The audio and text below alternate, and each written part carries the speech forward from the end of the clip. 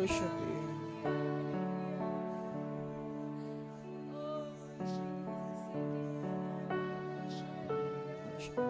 Shall I hide from Abraham what I'm about to do? Since Abraham will surely become a great and mighty nation, and in him all the nations of the earth will be blessed. I tell you, God will speak to you. God will reveal things to you. God will put you in a place that you will never be passed by His presence, but He will come to you.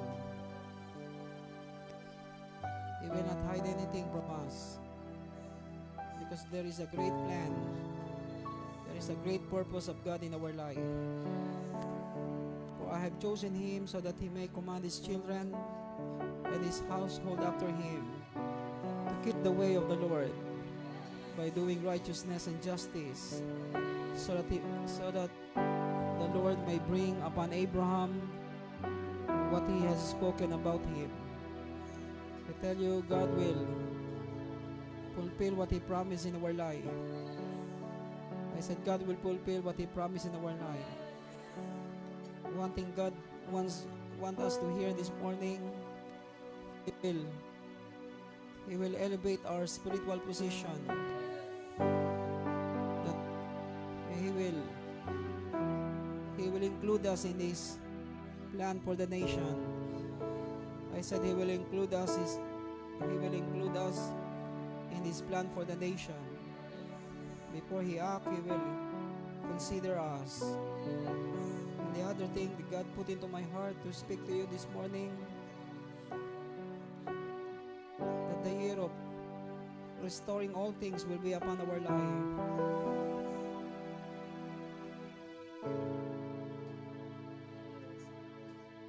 Come on, just pray in the Spirit for a while.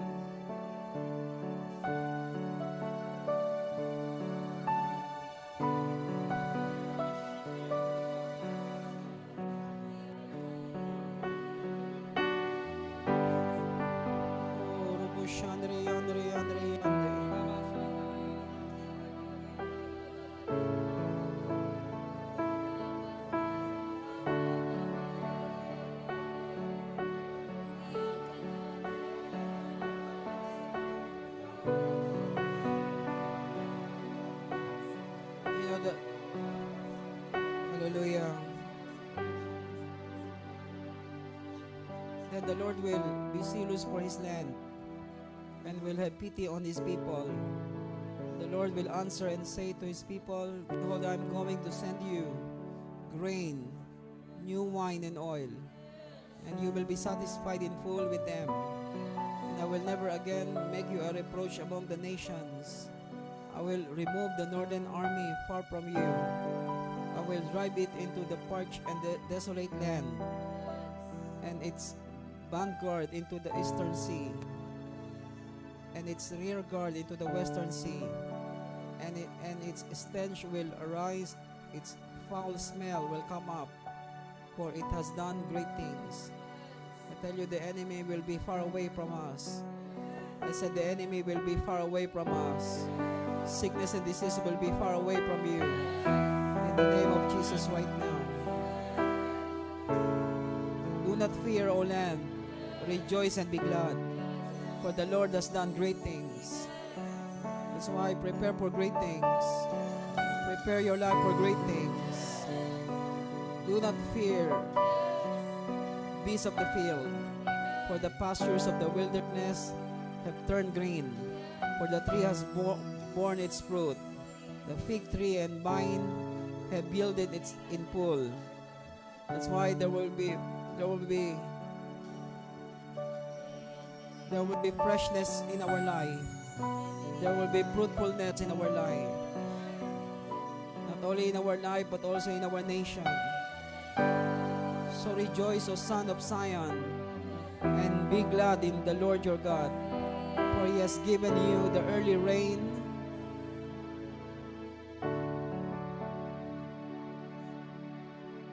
For He has given you the early rain for your vindication, and He has poured down for you the rain, the early and the latter rain as before you.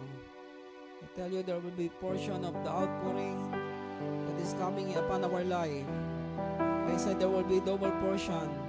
The early rain and the latter rain will be our portion. The threshing floors will be full of grain, and the vats will overflow with the new wine and oil. Then I will make up to you for the years that the swarming locust has eaten, the creeping locust, the stripping locust, the gnawing locust, my great army which I sent among you. That's why I tell you, the year of restoration is coming. God will restore everything that needs to be restored. God will restore your family. God will restore the lost years. God will restore your health. God will restore everything, every aspect of your life will be restored. You will have plenty to eat and be satisfied, and praise the name of the Lord your God, who has dealt wondrously with you. Then my people will never be put to shame. Thus you will know that I am in the midst of Israel, that I am the Lord your God, and there is no other. And my people will never be put to shame. So I tell you, He will never put us into shame. He will make sure that all that He promised will come to pass. All that He purpose in our life will be accomplished. Nothing comes short. I said nothing comes short. It will be in the fullness of what He promised will come into our life. And it will come about after this, that I will pour out my Spirit on all mankind, and your sons and daughters will prophesy. Your old men will dream dreams. Your young men will see visions. Even on the male and female servants, I will pour out my Spirit in those days. I tell you, the final outpouring is coming closer and closer. But before the final outpouring, we will see the restoration of so many things in our life. We will see how God will begin to prosper all the works of our hand. I tell you, it's not the gospel of prosperity, but it is the promise of prosperity. God promised us this morning that He will prosper us, not just in the area of finance, but in every aspect of our life. There will be double portion. There will be refreshing. There will be new things that will happen in our life. New doors will be open. Heavens will be open. Restoration of health. Restoration of family. Restoration of all kind will be happening to our life. We thank you and we bless you, Lord. Come on, bless Him. Bless His holy name.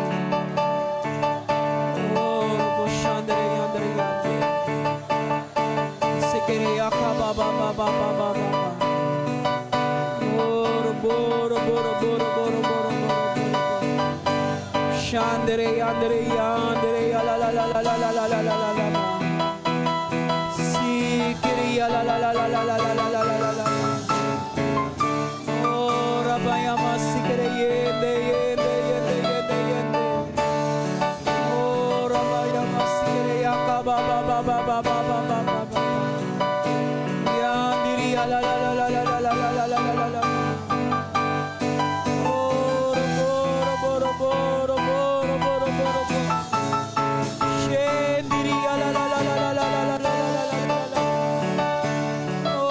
A shout of praise.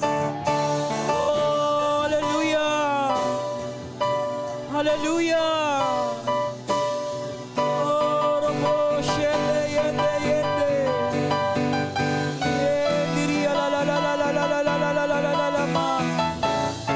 Oh, Robo Robo Robo Robo Robo Robo Robo Robo Robo Robo Robo. Shandiri la la la la la la la la la la la la la la la. Rabaya masikiri yende yende yende yende yende. Yendiri la la la la la la la la la la la la la la la. Hallelujah, hallelujah, hallelujah.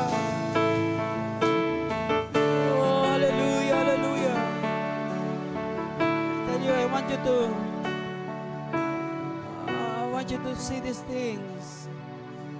That after the outpouring of the Holy Spirit in the church, after all the restoration that will take place, I tell you, we will see all the nations into alignment.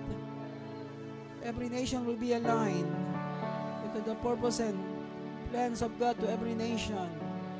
I tell you the things that will happen in the future.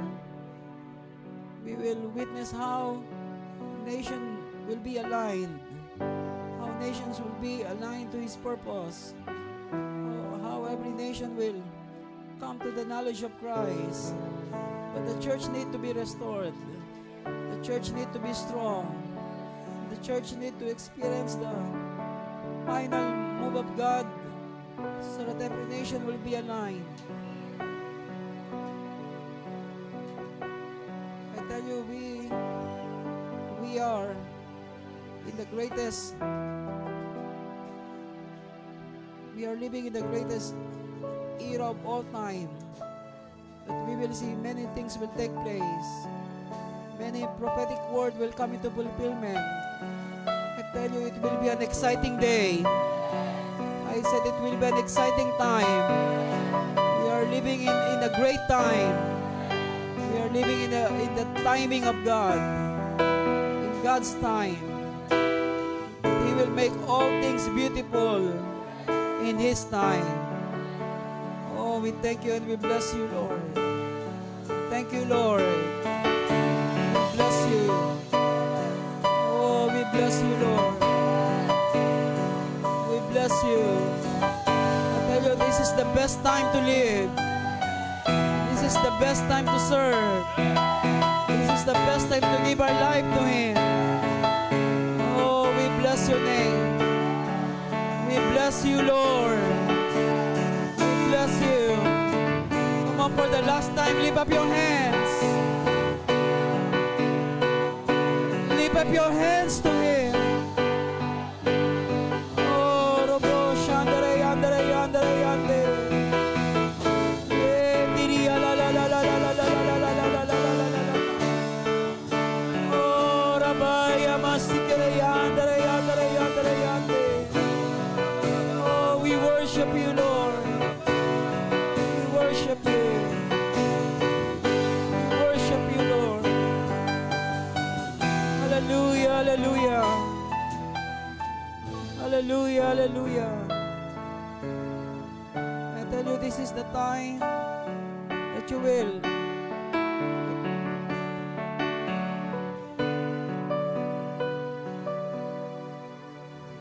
this is the time that we will realize how powerful prayer it is, that we can negotiate, we can change the destiny of man, we can change the destiny of city, we can change the destiny of nation. That's why God said to God said, shall I hide from Abraham what I'm about to do? I will do something into the nation. And Abraham began to intercede because God gave him a position. God gave him a position of stature that he can pray and negotiate, that he can stand before God for the sake of nation, for the destiny of people. I tell you, this will be these things that God is saying to us this morning. You will know the true meaning of prayer.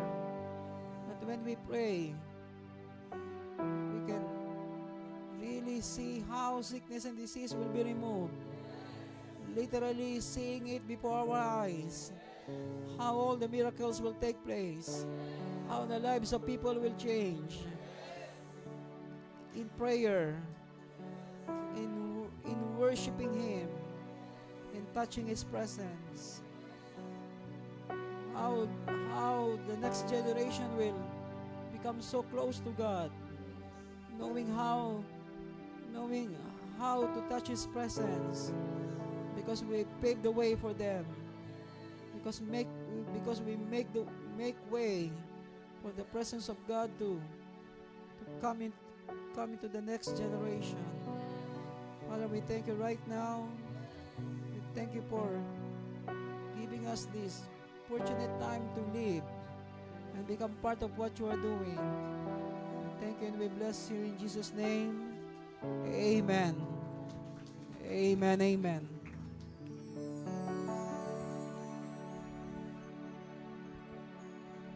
Is the sound clear at the back?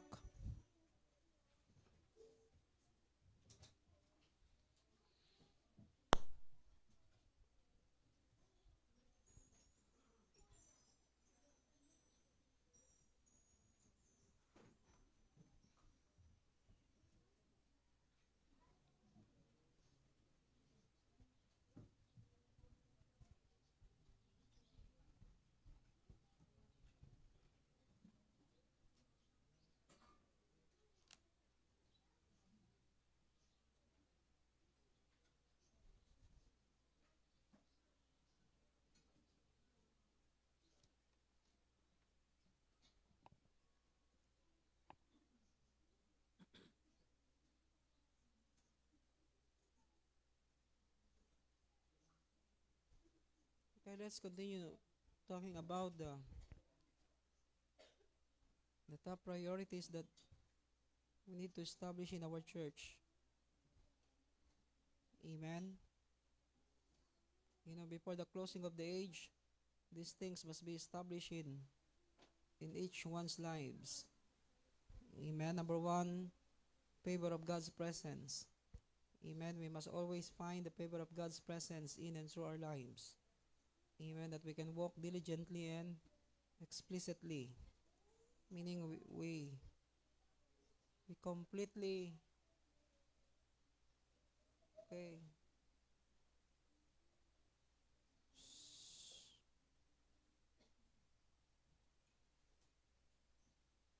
we are constant and active in touching His presence in our life. Amen. And we have no doubt whatsoever. Amen. That we desire to know Him and be known of Him. Amen. That we establish intimacy of relationship with Him. Amen. And make sure we are not exchanging God's presence from any other thing. Meaning we are not looking for alternatives. We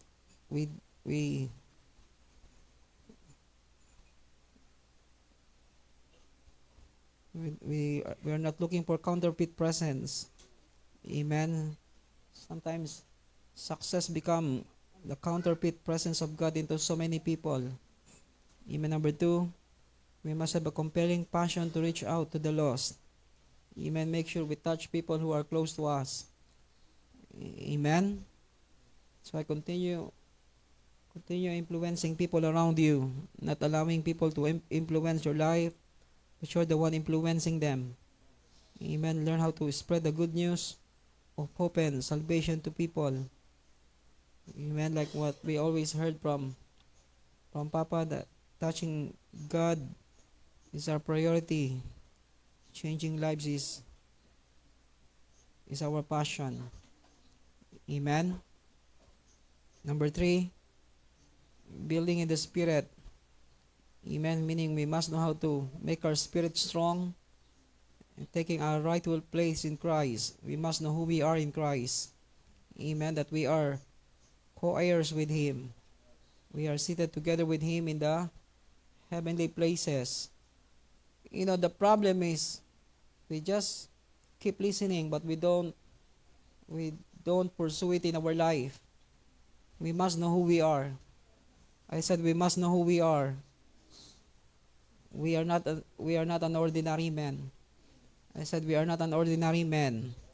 We are not an ordinary church. We are extraordinary. I said we are not ordinary. We are extraordinary. Always put it in your heart. You are not an ordinary guitarist or ordinary drummer. We are extraordinary because we are bringing down the presence of God.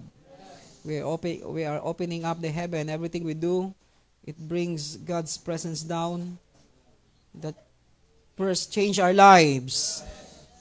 Amen. And how seriously we are in our relationship with Him. it will always reflect how you walk and how you live. Amen. So we must take our rightful place in Christ. Amen. That we are co-heirs with Him. We are seated together with Him in the heavenly places. Amen. We are far above all principalities and power. Amen. That's why we must have an ability to bring down God's presence.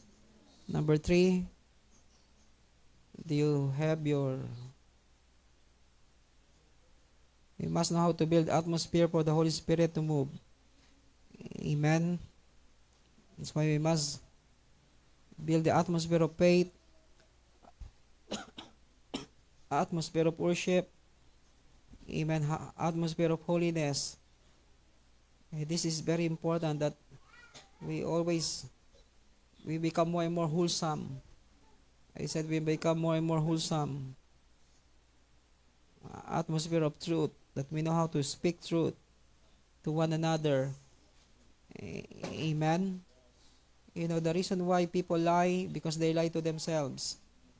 If you don't lie to yourselves, you will not lie to anyone. I said, if you don't lie to yourself, you will not lie to anyone. So, atmosphere of honor. Amen. We need to know how to honor God and honor one another. Atmosphere of the prophetic. That's why the word must always come into our life. Number four, we talk about the power of the prophetic word.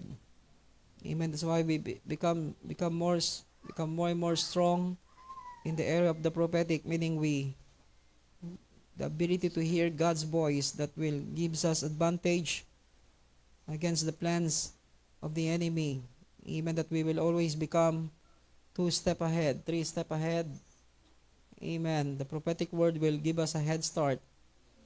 Amen. Number 6. Let's go to number 6.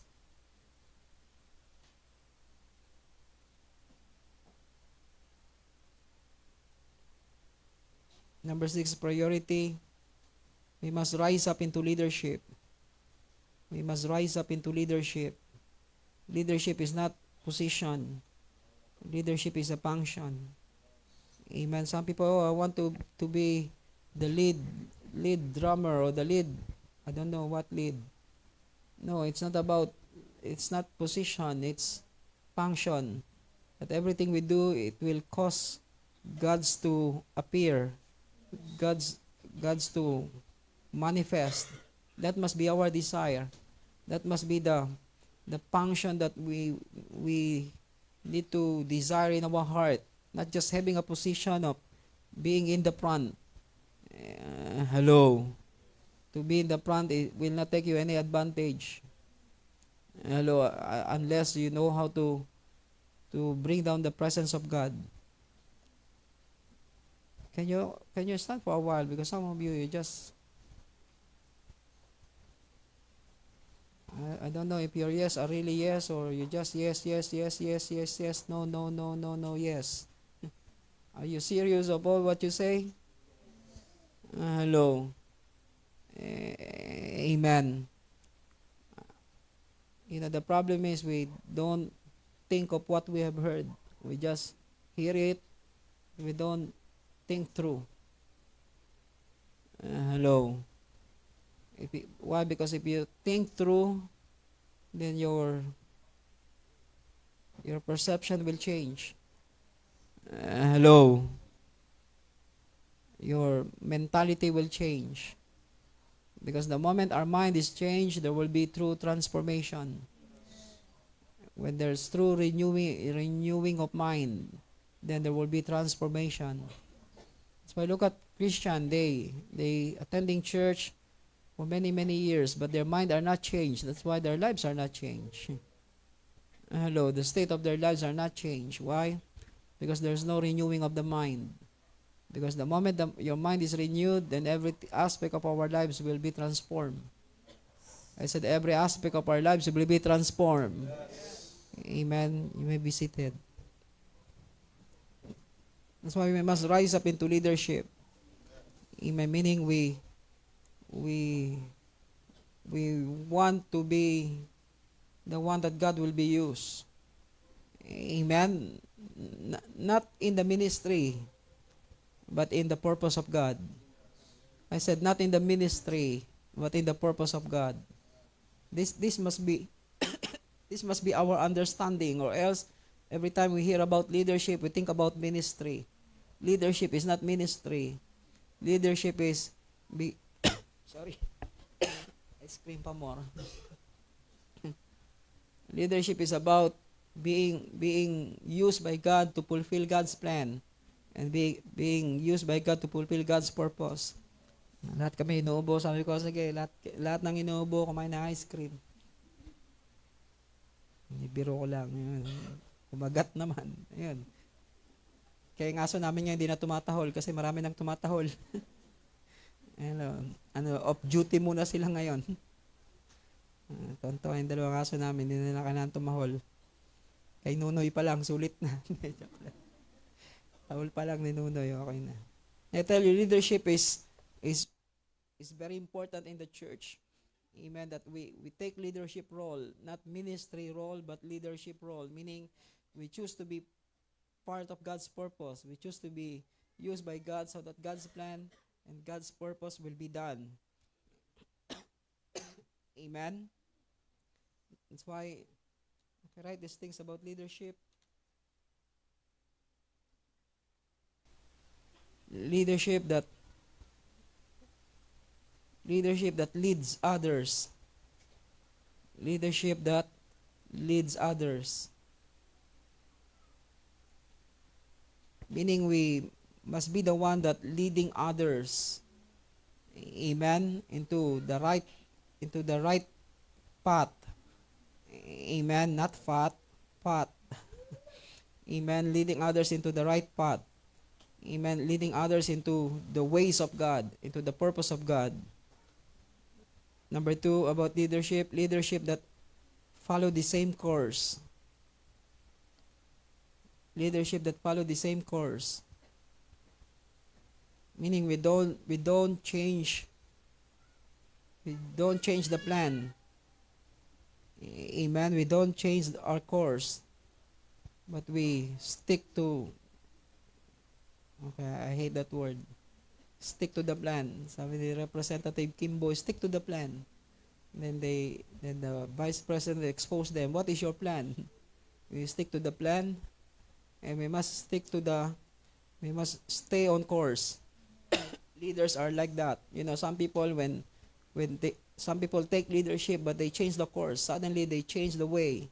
Suddenly they change everything. You are not leader if you are changing everything. You must stay on the same course. Amen. That's the problem of the African lion. You know the story of African lion? The moment they remove the lion king, then the new king will destroy all the generation of the former king, so they can change everything. Para mga politicians sa atin, di ba? Pagka may bago ng mayor, bago na lahat. Ngayon, green. Pag nanalo, hindi ko alam kung sinong tatakbo. Green at saka yellow. Pag nanalo si Encabo, blue. Sigurado. Blue yan.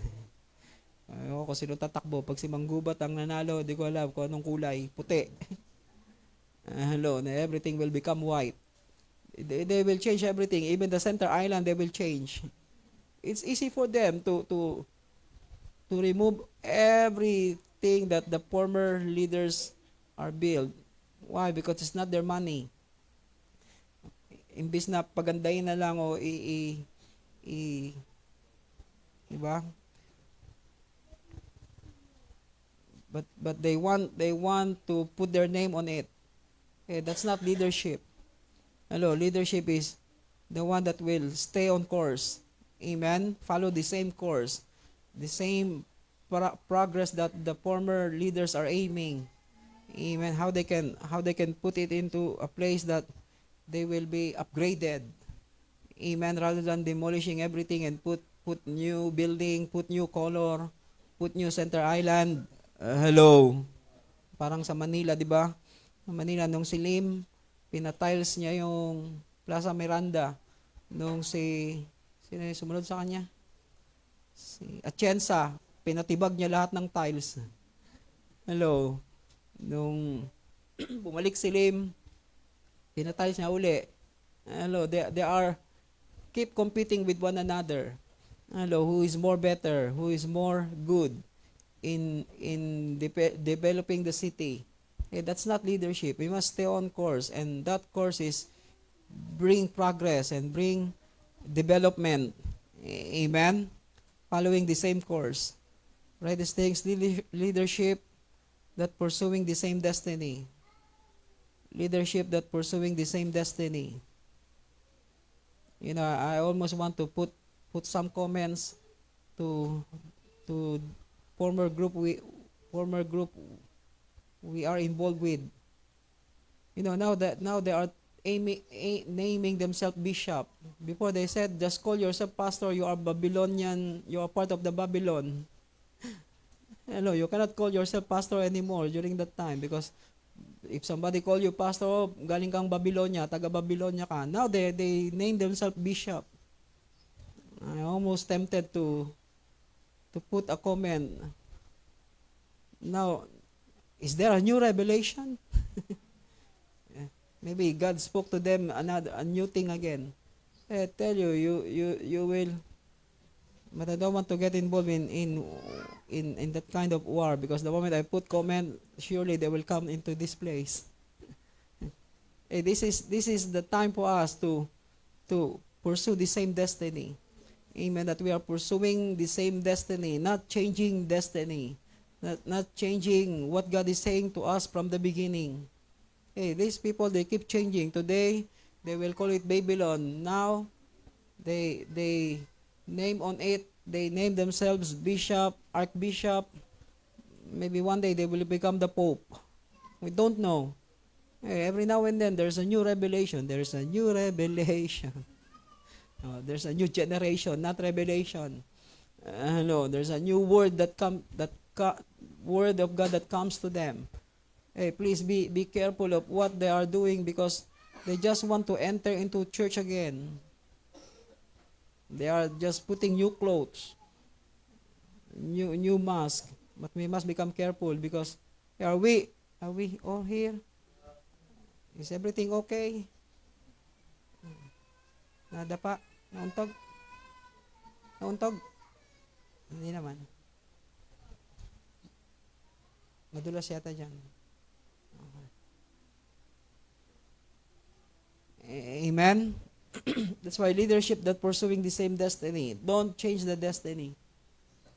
I said, don't change the destiny. If our destiny is to change the nation, impact the city, and influence the nation, don't change it just by having another new revelation and hearing another new instruction from God. Every instruction is always aligned to our destiny.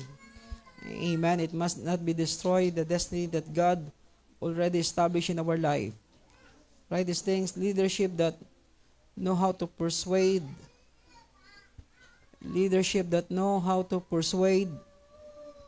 reason, and bring clarity to those who follow. Leadership that know how to persuade, reason, and bring clarity to those who follow.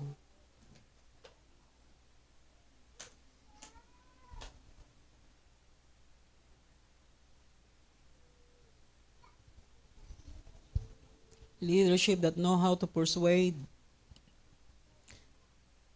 reason, and bring clarity to those who follow.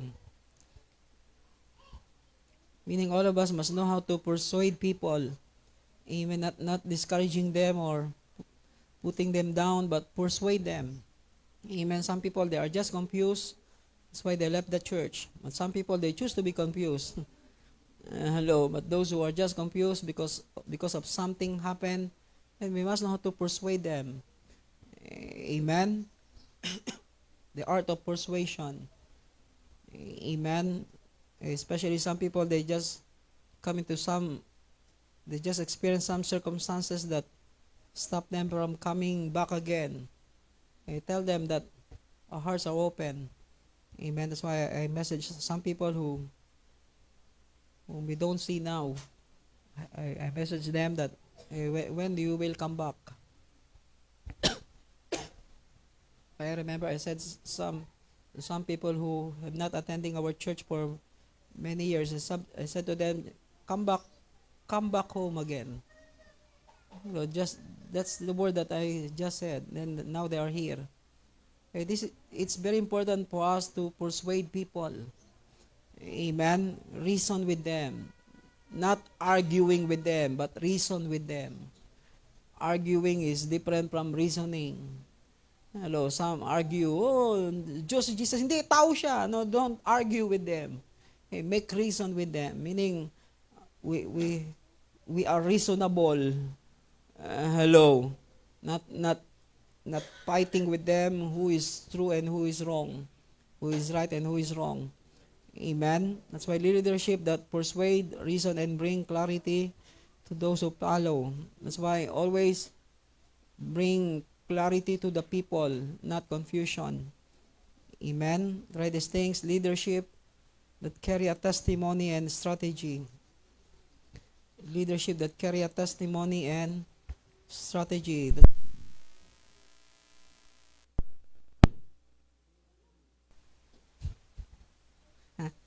Hello. Sound test. Wala akong ginalaw. Okay. Leadership that carry testimony and strategy. That's why if you have a good testimony, you are a leader. Amen. You don't need to have a position for you to become a leader. Just have a good testimony. Amen. And a strategy, how you carry your life, how you live before God, and how you obey God. I tell you, that's leadership that we need in our church. Amen. Not just leadership who know how to say something, do something, and yet their lives have no testimony. How many people who are so skillful, they know how to talk, they know how to do things, and yet they don't have a good testimony. And they are bad leaders. Hello. Hello. During charismatic time, people are like that. Hey. Basta niya talagang balisa. Ano ba ang nangyari sa inyo? Balisa kayo. Ay konting gumalaw. Ay konting kumilos. Tingnan yung katabi mo, ba't ka balisa? Balisa. Yung iba mukhang bilasa.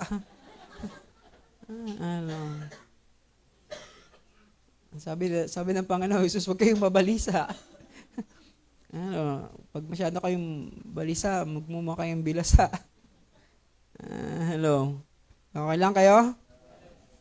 Amen. That's why leadership that carry testimony and strategy.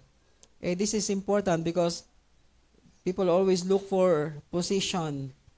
Amen. They have position, but they are not good leader because they don't have a good testimony. Amen. But just having a good testimony, you become a good leader because everybody will look up on you. Everybody wants to be like you. Everybody will have a desire to follow the same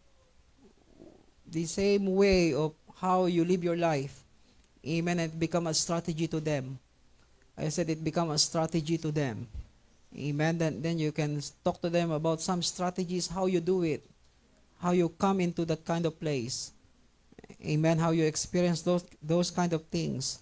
Why? Because you have a good testimony. So this kind of leadership is what we need to have in our church. Amen. What is number one? Leadership. Two, leadership that leads others. Amen. If nobody is following you, then you are not a leader. Amen. At the end of the day, when you look back and nobody is following you because you are not a leader. Amen.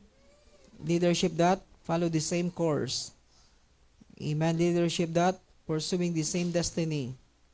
Leadership that know how to persuade, reason, and bring clarity to those who follow. That's why learn how to talk with people. Amen. Parang iba tuwing may ikipag-usap na ikipag-away. Kaya huwag ka na lang makipag-usap. Hello. Some people, they cannot talk without any, that will not end up fighting. Hello. Amen. Pag nakipag-usap, ang laging dulo, away. Hello. Why? Because they don't know how to make reason. They don't know how to raise their case. Hello. That's our problem. That's the problem of all of us men. Sometimes we don't know how to raise our case because we are not good in communication. And laging talo tayo lagi sa kaso. Okay, ako lang. Amen. That's why when you talk, make sure you have all the good reason on what you say, or else you will lose your case. Amen. Oh, parang ako lang may problema ganun. Okay, fine. Kasi most men they just choose not to talk anymore. They just do. Why? Because they don't know how to make reason. They don't know how to persuade. They don't know how to talk with clarity. Hello. But women are good on it. Amen. They know how to put everything in clear perspective. Leadership that carry a testimony and strategy. Leadership that revealing the presence of God. Leadership that revealing the presence of God. Amen. This is the kind of leadership that we need to have in our church. People who can reveal God's presence, not just doing things in the ministry. You know, some people, when you see them in the ministry, they become like a sore eye to you. Hello, because they carry all kinds of negative inside. Hello, they're just competing. They just like Lion King. The moment I've been in that leadership, I will remove all of them. No. That must not be our attitude. But leadership that revealing the presence of God. Amen. That we must have people like that. Amen. We must raise people who can reveal God's presence. Amen. So that when God put them into some position, and that's what people will be. That's what many people will receive from them. Amen. The presence of God. Amen. Leadership that revealing the presence of God. The last point about leadership that have vision and have prophetic in view. Leadership that have vision and have prophetic in view.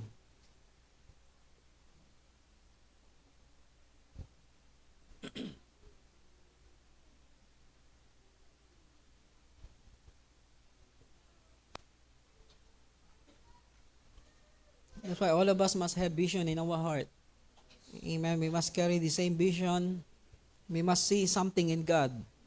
Amen. That's leadership.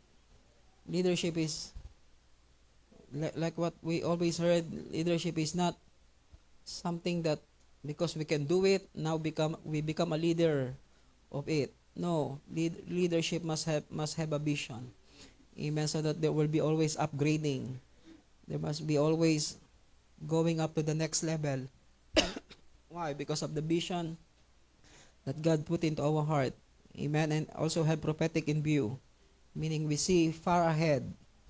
I said we see far ahead. We see things ahead of time so that our leadership will not be derailed by the enemy. Amen.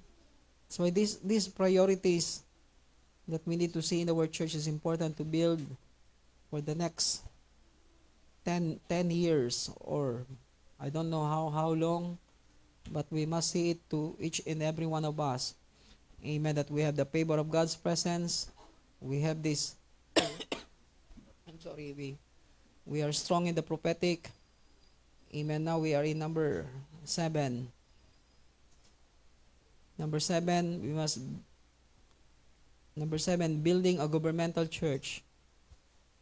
Building a governmental church that will become God's tactical headquarters. Building a governmental church that will become God's tactical headquarters to launch his attack against the works of the enemy. Building a governmental church that will become God's tactical headquarters to launch His attack. May iba inisip na launch na. Launch His attack against the works of the enemy. Baka dyan, launch na. Okay. Building a governmental church that will become God's tactical headquarters to launch His attack against the works of the enemy. That's why we establish prayer group. Amen. We establish a strong worship in our church, so that when God comes, so that when God begin to manifest, we know what to say, we know what to declare. Hello, we know what to prophesy. Hello, if God wants to release healing miracles into the city, then we as a church will be the one who will be used by God to launch His attack against the works of the enemy in our city, in our region. Hello. Okay, that's the church. That's the thing that... Pengi ako. Hello. Some of you.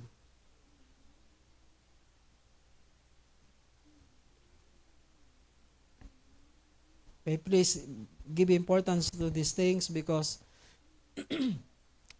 if we are not the one attacking, they will be the one attacking us. But we need to defeat the enemy first in our own premise. Hello, we cannot defeat the enemy on our own territory. How we can go into their territory? That's why in our church, we must defeat all sickness and disease. Amen? And all kinds of the attacks of the enemy, we must overcome. So that the day will come, will be the one going into the enemy's camp and plunder all the works of the enemy. Amen? Amen? Hey. That's why every aspect of our life, we must become strong in every aspect of our life inside. So that when God begin to move in our church, He can launch His attack from here to the city, from here to the nation. Amen. But first, we need to defeat the enemy on our own turf. Amen. Home game and away game. Hello. Amen. If it is home game, then it will be our advantage, because all of us will be, many people will be cheering on us. But if it will be an away game, then all the enemy will booing on us and throwing all kinds of dirty tactics, so that we will not win the game. But we must become strong. We must become stronger. That's why we need to build the church as a governmental church. That's why we name our church Governing Church. Amen. Because we believe one day we will govern the city. We will govern regions. We will govern provinces. Amen. So that when God wants to, this is what, while I'm reading the word, meditating on His word, I start to shout, "Yes, Lord." You know why? Because God began to speak. One day, you will really know what prayer is all about. You will really know. And speak to me about Genesis chapter 18, that we can really speak to God concerning the destiny of people, the destiny of nation. That God will really talk to us about those kind of issues. What do you think about this thing? I will destroy Sodom and Gomorrah. I want to bring healing. Can you do something for me about it? All these things will happen in the coming days. In the near future, we will see ourselves that if God wants to bring healing, He will bring healing through the church. If He wants to bring miracles to so many lives, He will bring many miracles through the church. Hello. Now we see the rising of many drug lords again. God wants to destroy them all. Then we must be the one that God will be used to pray. Hello. We are not happy trigger. Trigger happy. What is the right word? Trigger happy. Hello. That we just pull the gun, pull the trigger on and kill people. Remember, every time we pray, during the intense war on drugs. Hello, before Duterte, I think Duterte is not mentioned during that time, but every time we pray, so many drug lords are killed, not just arrested, they are really literally killed. But we are not trigger happy. Hello, we just pray. But God knows how to eliminate people, especially those who will destroy our nation. I tell you, we will get involved again. I said we will get involved again. Be ready. I said be ready. We will get involved again. Because every time I see what is happening around, it really, really hurt your heart, and your spirit are getting irritated. If you don't irritated, something is wrong with you. When you hear the news and see how they sell drugs now, they even in daylight they do it now. They are not ashamed. I tell you, we'll get involved again. That's why we need to be ready. I said we need to be ready because God wants us to get involved again in playing this game against the enemy. We will destroy all these wrong things that is happening. Amen. Just wait. We're just waiting for strong blow of the Spirit of God so that we can soar up high and destroy them in the spirit realm. That's why I almost jump up on my chair when God began to say that word. Shall I hide from Abraham what I'm about to do? Then Abraham began to say to God, Lord, supposed to be there will be 50 righteous. Then God began to speak. That's how you will do again. You can negotiate. Hello. Hey, do you understand what I'm saying? Amen. I tell you, not only in that aspect, especially for the next generation. Amen. That's why building a governmental church that will become God's tactical headquarters to launch his attack against the works of the enemy. Under that point, become the epicenter of God's divine activity. Become the epicenter of God's divine activity. Meaning every time God wants to move, He will move first in our church. Amen. That we become the epicenter, meaning we become the centrality of what God wants to do. As we become the centrality of what God wants to do. Epicenter meaning, like for example, when there is an earthquake, amen, the seismology locate the epicenter of it, where it began. Hello, where the shaking happened. Amen. The epicenter of the earthquake. Amen. Then they will trace that it happens here. I said it happens here. Amen. Where the powerful prayer came from, it came from here. I said it came from here. We must become the epicenter of God's divine activity. But we must pay the price. Maybe we will maybe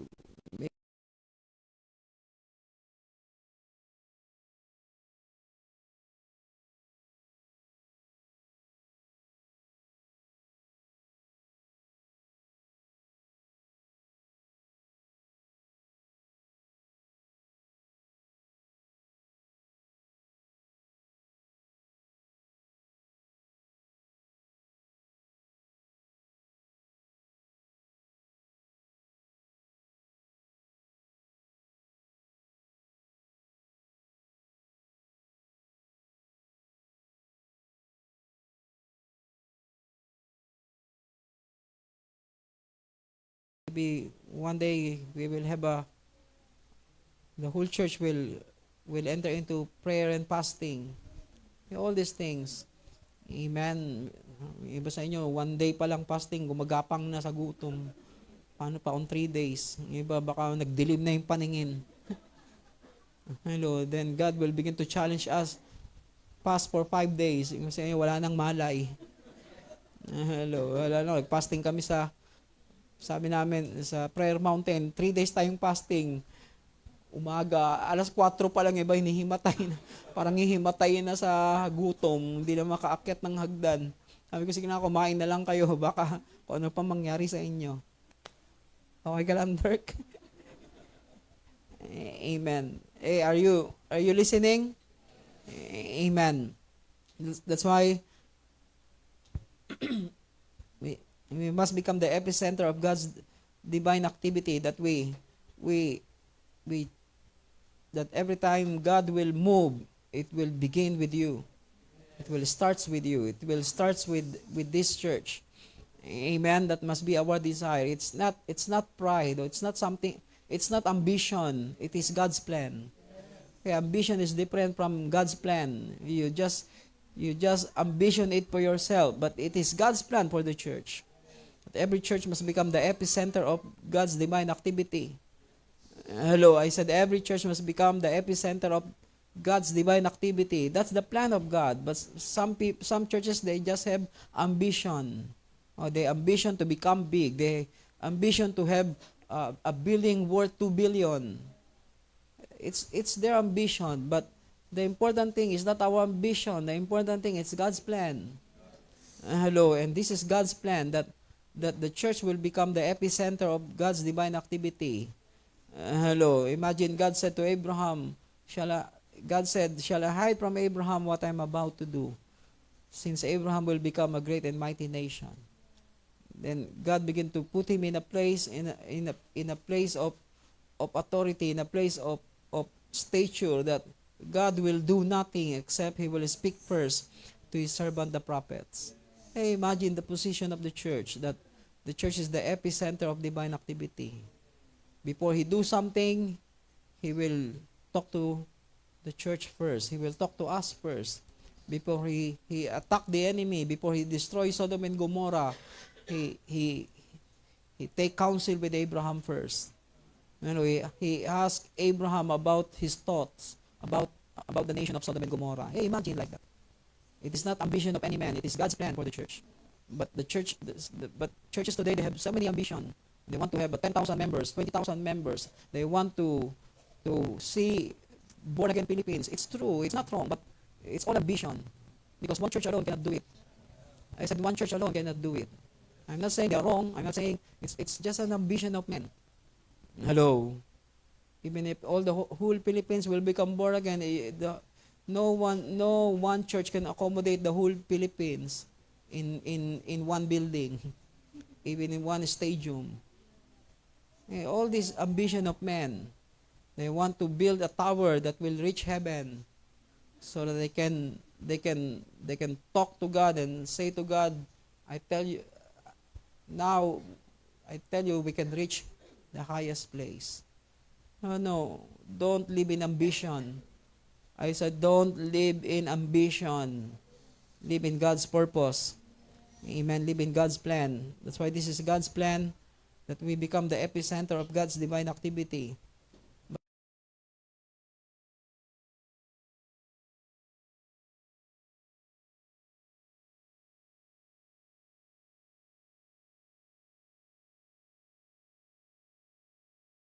But we must learn how to pay the price. Amen. So one of the thing is in the area of prayer and fasting. And one day challenge yourselves. Lord, if you have conviction to fast, not just to reduce your weight, hello, but fast because you want to touch God. Fast because you want to encounter Him or to hear Him. That must be the purpose. Yung iba di kakain. Bakit? Kasi gusto mong magpababa lang ng timbang. But nothing about God, nothing about meeting God, nothing about hearing God, nothing about having an encounter with Him. Hey, look at the people whom God used for revival. These are the people who go into the woods and stay there for 1 week, 2 weeks, and pray and fast and seeking God's face and seeking to hear God's voice. And when they come out from the woods, they bring revival to nations. I tell you, but people are different. They're just sitting in the church. They don't have any desire. They don't have any passion. They don't have any drive to see something to happen. Hello.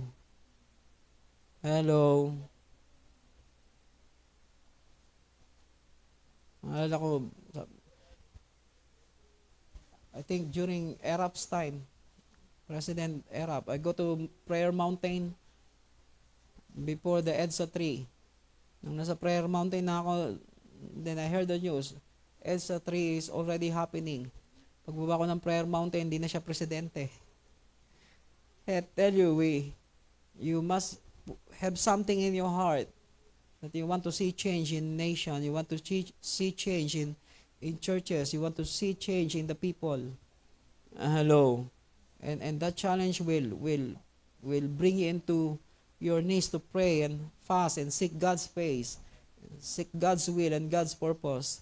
Amen. So that you will know exactly what to pray, what to declare, what to prophesy. Amen. Hey, do you understand? That's why become the epicenter of God's divine activity.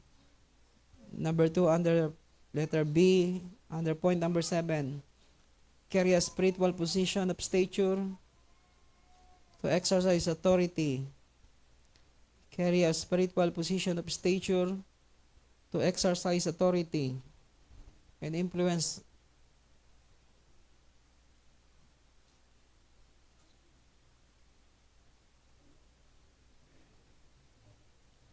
Carry a spiritual position of stature to exercise authority and influence cities and region. That's why our spiritual stature must increase. And this is God's promise to us. Amen. God will elevate our spiritual position of stature. Carry a spiritual position of stature to exercise authority and influence cities and region. I tell you, if we stay on God's plan, if we stay on God's purpose, if we stick on it, God will give us position of stature. That's why God gave Abraham a spiritual place of stature, a position of stature. Why? Because he stayed on God's plan, stayed on God's purpose. He did not change the course, or he did not change his destiny. That is his destiny, that he will become a father of many nations. I tell you, just if we stay on course, if we stay on our race, that attitude will put us into a place of stature. Amen. God will add stature in our life, that our prayer will be answered.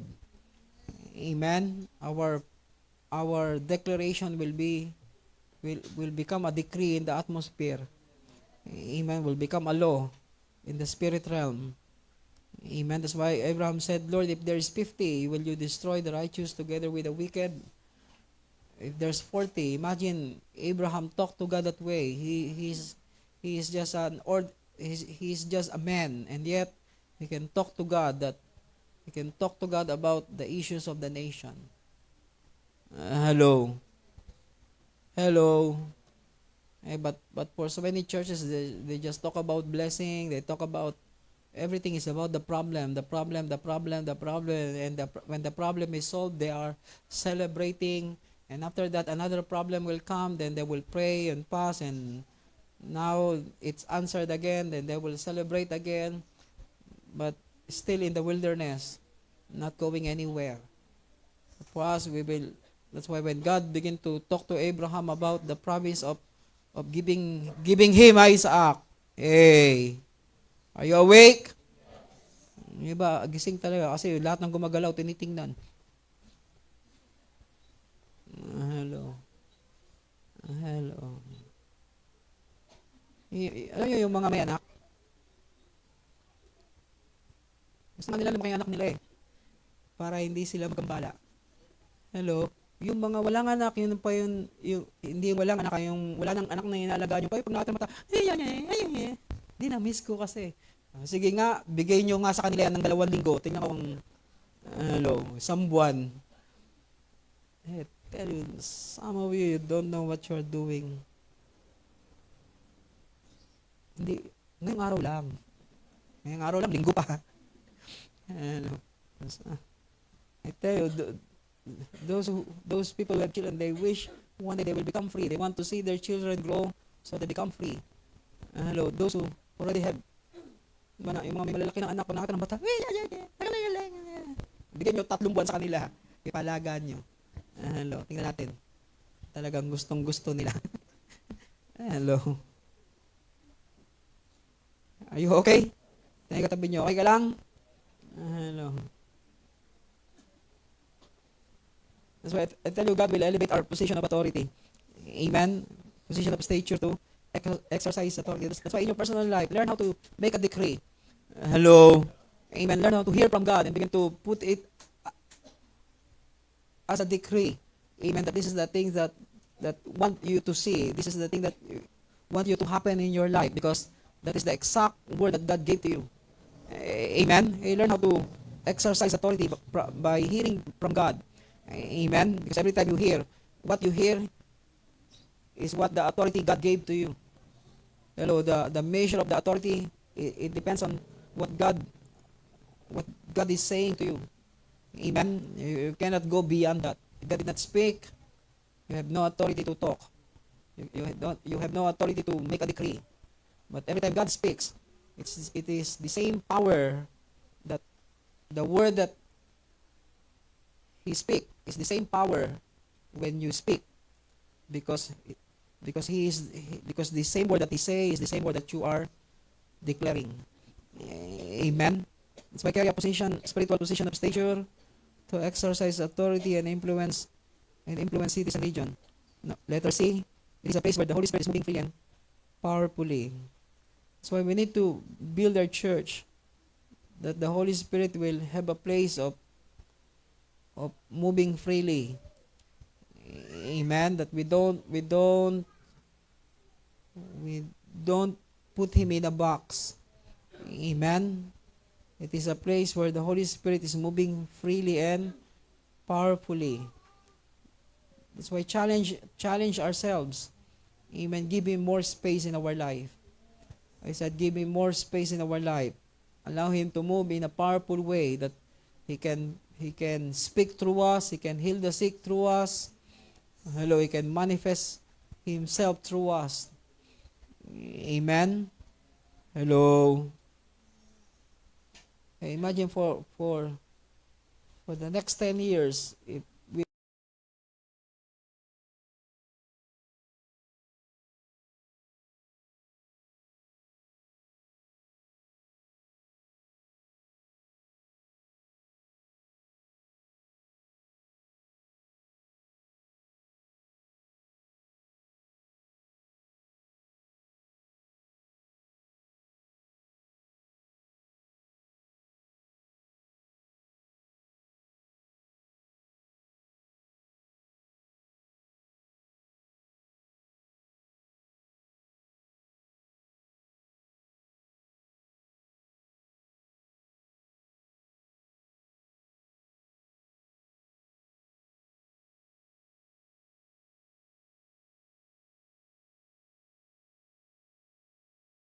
we will prioritize these things, we will see all kinds of great things will happen. Amen. Still under point number 7, letter D. It is a place where the people become a blessing to others. So building a governmental church, letter D, it is a place where the people become a blessing to others. Become a blessing to others. Amen. Amen. Are we blessing to others? Amen. Become a blessing to others. That's why God said, I will bless those who bless you, and those who curse you I will curse.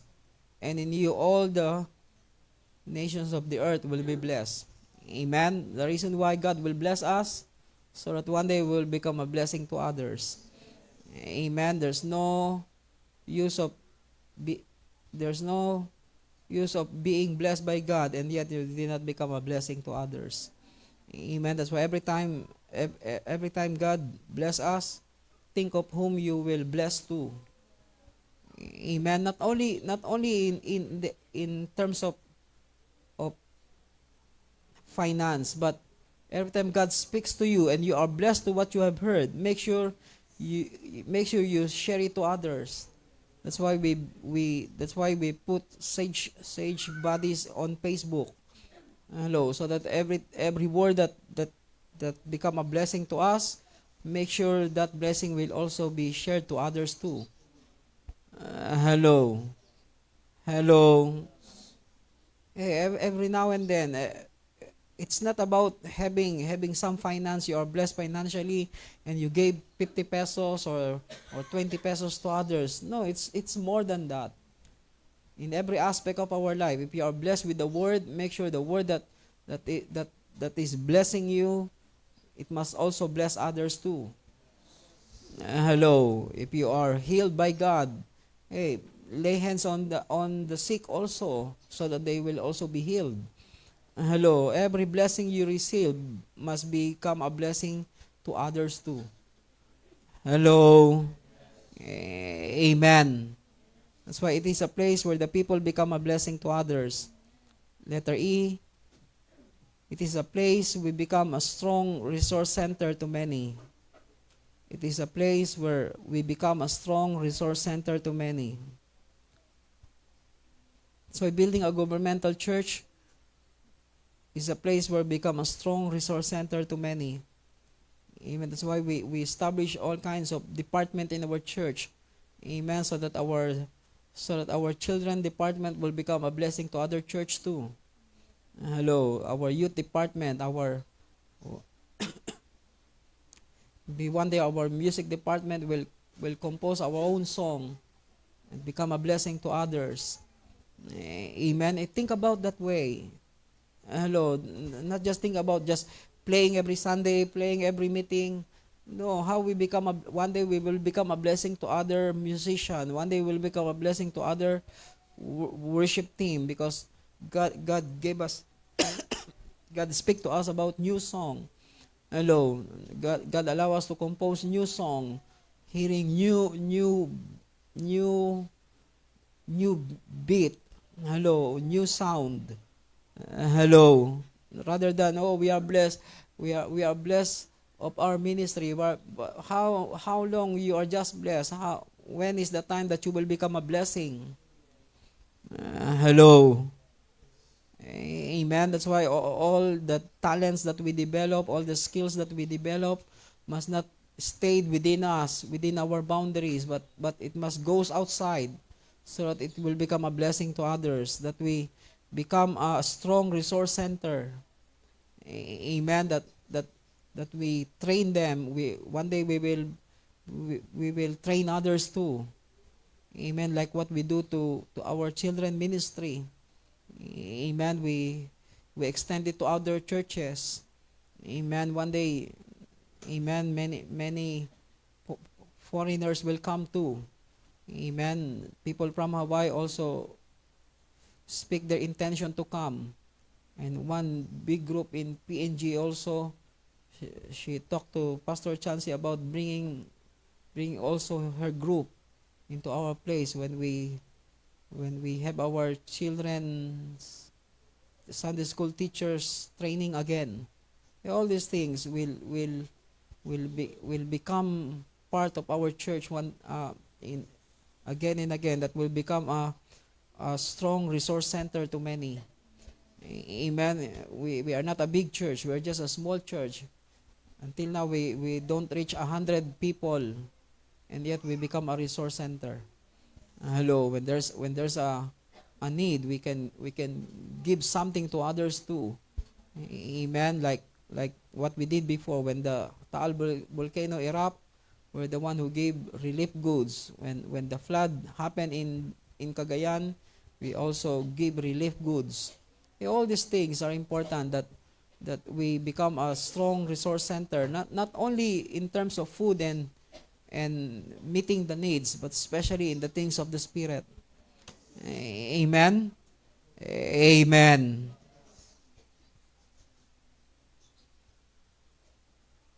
What letter are we? Huh? Letter F.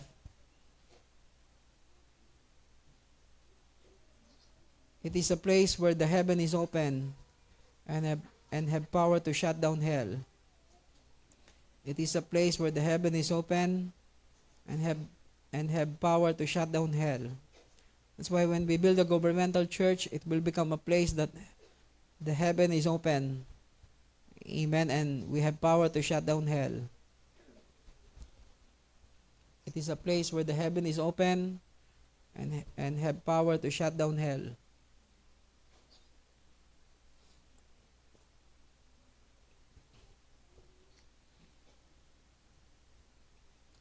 That's why we as a church, we must live under open heaven.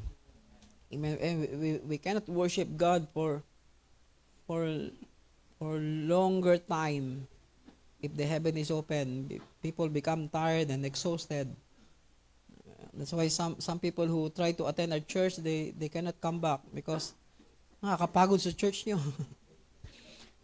You're standing for 2 hours and then another 1.5 hours for the word. Then after the word, then you will sing again and reach out to God again. It's very tiring. That's why older people cannot stand longer here. Only those who are already used to it and really pursuing God's presence. But I tell you, I am still thinking, Lord, when you will give us time that we will have a separate service to those who are new, so that they will also come.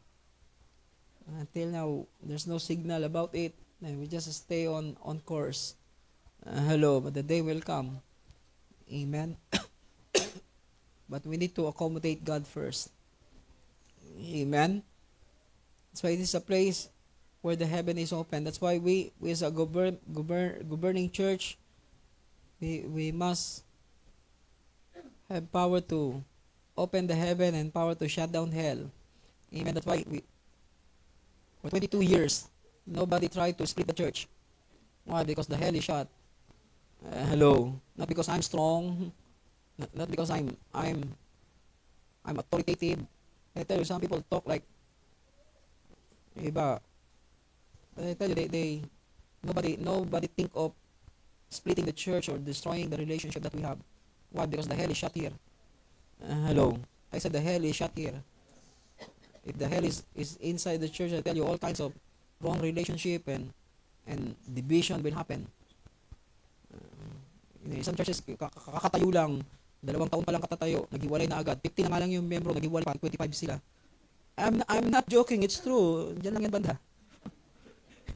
I tell you, I'm telling you the truth. Sabi ko, basta ba't naghiwalay pa? 50 na nga lang sila. 25 pa sila. Batipang po, hinatiin nila. Yero lang yata nila, pwede baklasin, hinatiin nila. I tell you. But we shut down hell. Amen. We don't allow hell to operate inside the church. Amen. The last point, under point number 7. It is a place where the kingdom of God is advancing in every domain. It is a place where the kingdom of God is advancing in every domain.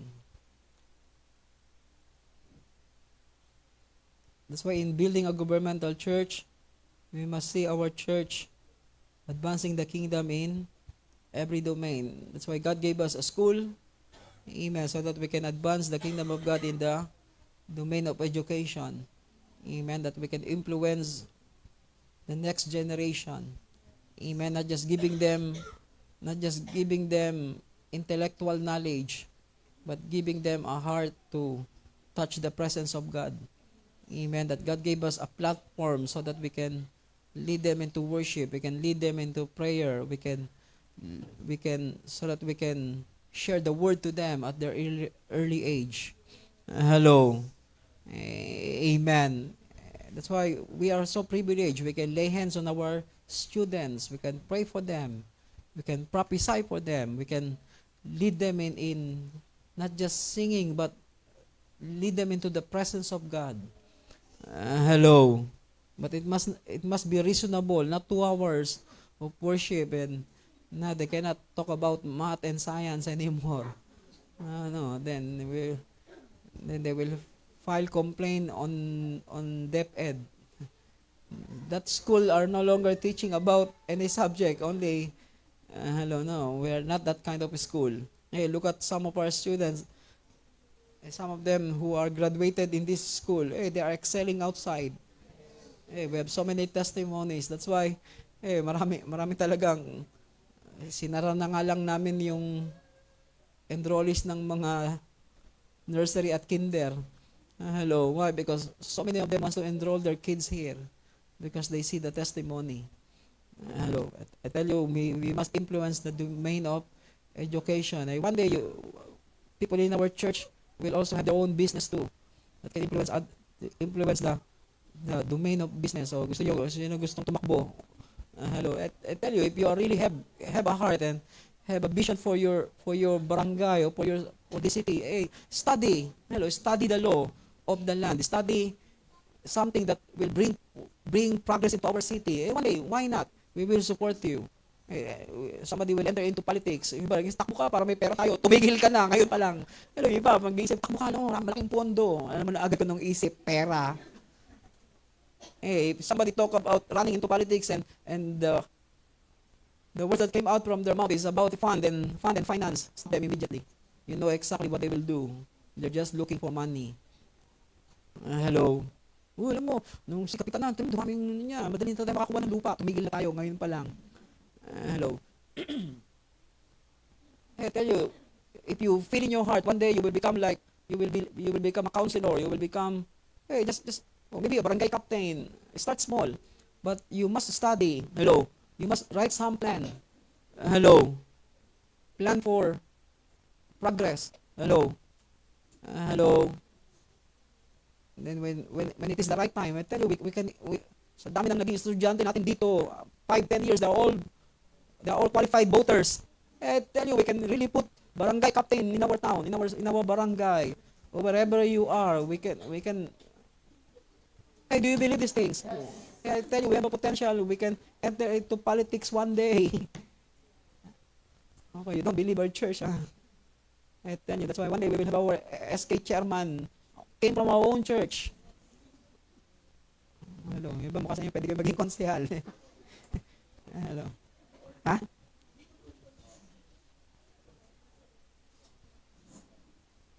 I tell you, this is important.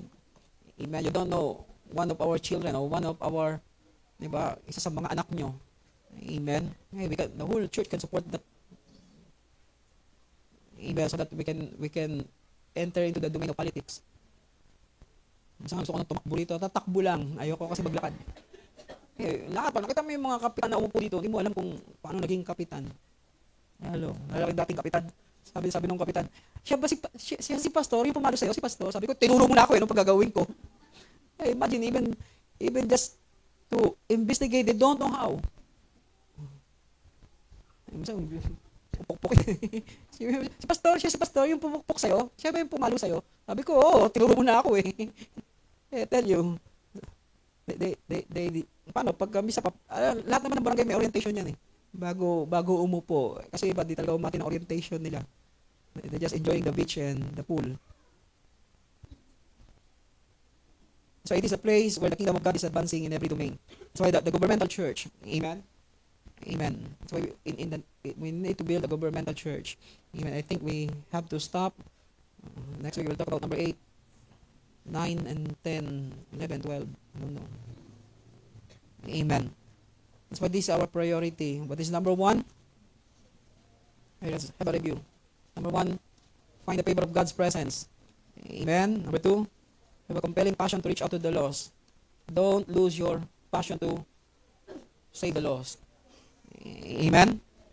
Amen. Always have a heart to those who don't know Christ. Amen. That you can bring them into the knowledge of salvation. Amen. Number 3, we must take our rightful place in Christ. Amen. Building our spirit. Amen. Make sure your spirit are strong and you know who you are in Christ. Number 4.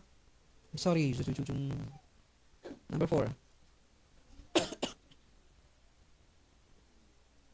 The power of the prophetic word. That's why exercise your hearing ability. Amen. Know the power of the prophetic word. Number 5. Become a model of obedience. Amen. That's why learn how to obey God at all costs. Then number 6. Rising up into leadership. And then number 7. Building a governmental church. Let's all stand and let's pray. Father, we thank you right now that we focus on the thing. And we will prioritize these things. Especially your presence, O Lord. The favor of your presence upon our lives. The area of hearing your voice that will gives us advantage against the enemy. O Lord, we know all these things are just follow. But the important thing is your presence in our life and the ability to hear your voice and obey whatever you are saying to us. Father, I pray for your blessing upon your people right now. Thank you for healing. Thank you for restoration of health. Thank you, Lord, for restoration of what had been lost from the time past. Thank you that you will make up the time for us so that we can pursue we can pursue your plan and your purpose without